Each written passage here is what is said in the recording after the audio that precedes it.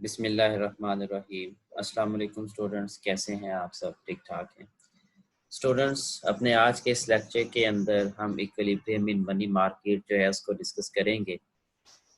In our previous lecture of money demand and money supply we briefly discussed about these two terms, और हमने देखा कि money supply क्या होती है, उसको कैसे डिटरमिन किया जाता है। इसी तरह से मनी डिमांड क्या होती है उसको भी डिटेल जो है ना वो हमने डिस्कस किया।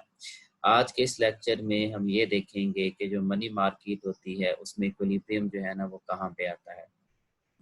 आप लोगों को याद होगा कि हमने जो मार्केट इक्विलिब्रियम पढ़ा था फर्स्ट सेमेस्टर के अंदर, उसमें हमने देखा था कि जो गुड्स मार्केट होती है उसमें इक्विलिब्रियम वहाँ पे आता है जहाँ पे गुड्स की डिमांड और सप्लाई जो है ना वो एक दूसरे के इक्वल हो जाती है। इसी तरह से अपने रीसेंट लेक्चर के अंदर हमने लेबर मार्केट के इक्विलिब्रियम को डिस्कस किया, जिसमें हमने बताया कि जो लेबर मार्केट होती है उसमें भी इक्विलिब्रियम वहाँ पे होता है जहाँ पे लेबर डिमांड और लेबर सप्लाई जो है ना वो एक दूसरे के इक्वल हो जाती है, या लेबर डिमांड और लेबर सप्लाई के कर्व्स जो है ना वो एक दूसरे को इंटरसेक्ट करते हैं। ऑन द सेम ग्राउंड्स हम ये कह सकते हैं कि हमारी जो मनी मार्केट होती है इसको इक्विलिब्रियम वहाँ पे हासिल होता है जहाँ पे मनी डिमांड और मनी सप्लाई के कर्व्स जो है ना वो एक दूसरे को जो है ना वो इंटरसेक्ट करते हैं। तो आज के इस लेक्चर के अंदर हम इसी कॉन्सेप्ट को जो है वो डायग्रामेटिकली एक्सप्लेन करेंगे और बताएंगे कि किस तरह से जो मनी मार्केट होती है उसमें जो forces of demand and supply होती हैं वो इक्विलिब्रियम लेके आती हैं। So look at this diagram which is in front of you. इस डायग्राम में अगर आप देखें तो इस डायग्राम का जो हॉरिजॉन्टल एक्सेस है, this one is horizontal axis. इस हॉरिजॉन्टल एक्सेस के ऊपर जो है ना वो क्वांटिटी ऑफ मनी जो है उसको लिया गया है। अब अगर वर्टिकल एक्सिस देखें तो इस डायग्राम के अंदर हमने दो वर्टिकल एक्सिस लिए हैं। एक ये लेफ्ट वर्टिकल एक्सिस है जिसके ऊपर हमने वैल्यू ऑफ मनी यानी 1/p को लिया हुआ है, और जो राइट वर्टिकल एक्सिस है उसके ऊपर हमने जो है ना वो प्राइस लेवल यानी p को जो है ना वो लिया हुआ है। सो अगर आप देखें तो जो वैल्यू ऑफ मनी है इसको हम लोअर जो हमारा ओरिजिन है इससे स्टार्ट कर रहे हैं और लोएस्ट टू हाईएस्ट वैल्यूज की तरफ जा रहे हैं, जबकि जो प्राइस लेवल है इसको हमने अपर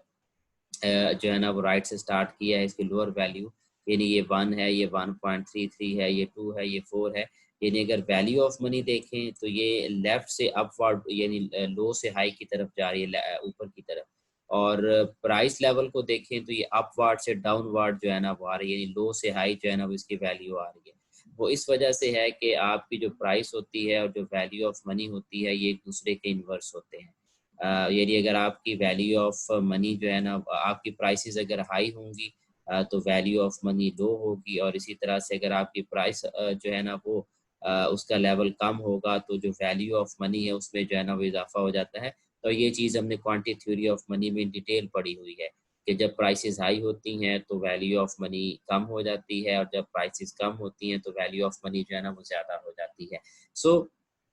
अब अगर आप यहाँ पे देखें तो ये दोनों कर्व्स जो हैं यानी मनी डिमांड का जो कर्व है और इसी तरह से मनी सप्लाई का जो कर्व है, ये दोनों एक दूसरे को पॉइंट ए पे जो है ना वो इंटरसेक्ट करते हैं, and this point A is called the equilibrium point. अब इस इक्विलिब्रियम पॉइंट के अगर आप देखें तो आपकी जो क्वांटिटी ऑफ मनी है वो तो साफ ज़ाहिर है फिक्स्ड होगी, जो कि आपका जो सेंट्रल बैंक होता है उसकी तरफ से फिक्स्ड की गई होती है। तो यहाँ पे अगर आप इस पे वैल्यू ऑफ मनी को देखें तो यहाँ पे जो वैल्यू ऑफ मनी है equilibrium value of money which is 1/2, और इस इक्विलिब्रियम वैल्यू ऑफ मनी के ऊपर हमारे पास जो प्राइस लेवल आता है इक्विलिब्रियम प्राइस लेवल वो हमारे पास 2 आ जाता है। तो मनी मार्केट में जब इक्विलिब्रियम आता है तो इस इक्विलिब्रियम लेवल के ऊपर हमारे पास जो इक्विलिब्रियम प्राइस लेवल है वो भी डिटरमिन हो जाता है, और दूसरी तरफ हमारे पास जो equilibrium level of value of money है उसकी भी जो है ना वो हमारे पास डिटर्मिनेशन हो जाती है, और ये दोनों जो है ना वो forces of demand and supply के जरिए से होती हैं।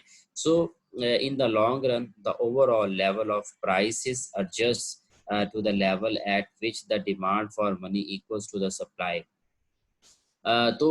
इन लॉन्ग रन की जब हम बात करते हैं तो इन द लॉन्ग रन हमारा ओवरऑल जो प्राइस लेवल होता है वो एडजस्ट होता है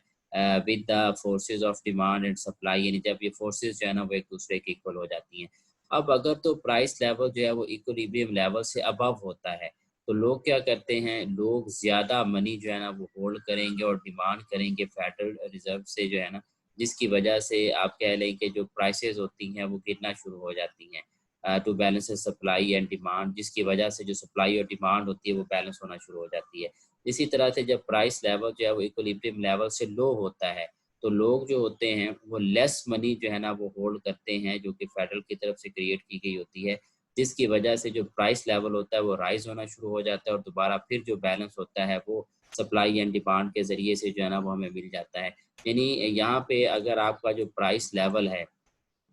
वो अबव है आपके इक्विलिब्रियम प्राइस लेवल से, तो उस सूरत में क्या होगा, उस सूरत में ये होगा कि जब प्राइसेस ज़्यादा हैं आपके इक्विलिब्रियम प्राइसेस से, तो लोग जो है ना वो ज़्यादा रुपया जो है ना वो अपने पास रखेंगे, जिसकी वजह से जो प्राइसेस हैं वो गिरना शुरू हो जाएंगे और ये सूरत हाल उस वक्त तक रहेगी जब तक दोबारा फिर आपको इक्विलिब्रियम लेवल होल्ड नहीं हो जाता। और अगर आपकी जो प्राइस का लेवल है वो बिलो है as compare to your equilibrium prices, तो उस सूरत में जो लोग हैं वो लो मनी लेवल जो है ना वो होल्ड करेंगे, जिसकी वजह से जो प्राइसेस हैं वो बढ़ना शुरू हो जाएंगी और ये इंक्रीजिंग ट्रेंड जो है प्राइसेस में वो उस वक्त तक जारी रहेगा जब तक दोबारा फिर जो है ना वो इक्विलिब्रियम लेवल जो है ना वो हमारे पास नहीं आ जाता। ये वही सूरत हाल जो मैंने बताया कि a low price level is shown near the top of the axis and a high price level is shown near the bottom. This inverted axis illustrates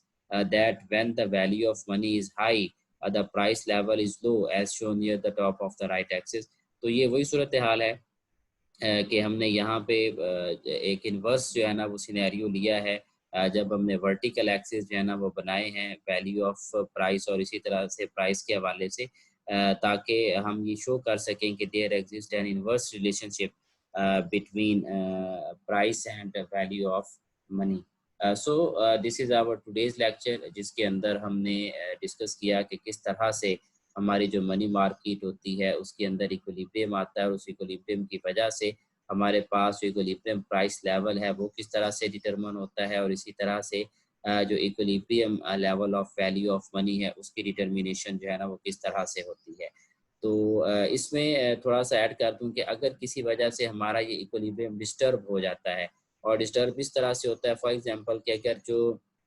supply है उसके कांस्टेंट रहते हुए जो मनी डिमांड है उसमें जो है ना वो इजाफा हो जाता है और मनी डिमांड का कर्व जो है वो ऊपर की तरफ शिफ्ट हो जाता है, तो उसकी वजह से क्या होगा कि आपकी सप्लाई के कांस्टेंट रहते हुए जब आपकी जो मनी डिमांड है उसमें इजाफा होगा, तो उस इजाफे की वजह से आपका जो आप कह लें कि